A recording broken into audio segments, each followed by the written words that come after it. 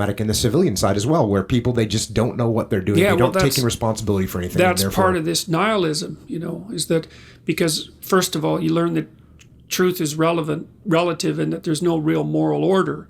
And, that alleviates you of responsibility. And that's why that's such an attractive message to people. But the problem is that it kills you. It kills your soul, so to speak, because, well, when we can talk about this technically. So, there are systems, neurological systems that underlie your experience of negative emotion, and there are neurological systems that underlie your experience of positive emotion, and they're separate systems. They obviously interact, but they're separate systems.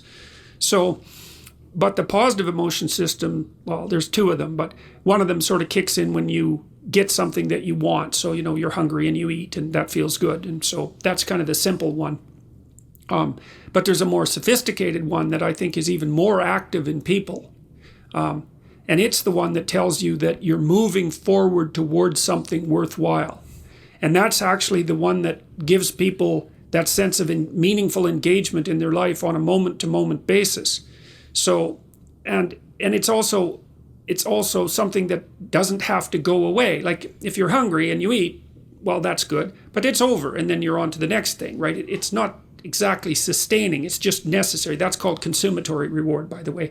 This other reward system is incentive reward.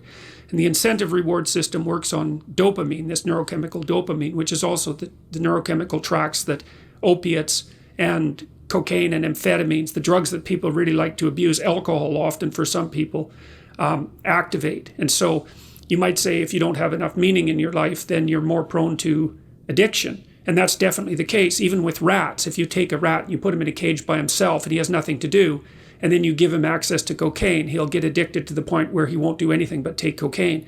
But if you throw the rat back in with a bunch of other rats and he gets to do rat things, then it's very hard to get him addicted to cocaine. And so the purposeless rat is prone to addiction.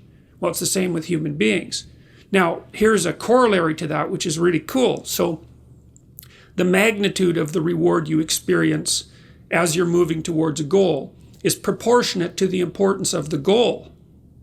So that means the more important the goal you pick, the more possibility there is for the kind of reward, let's say, it's really a state of being that is life-affirming. And it is directly life-affirming in that, like if you're in a football game and it's an important football game and maybe you break a finger, and normally that's a problem. It hurts and you're going to stop doing whatever you're doing. But if you're right in the middle of the game, then you'll be so amped up on this reward system that it's analgesic. It stops the pain. It also suppresses anxiety.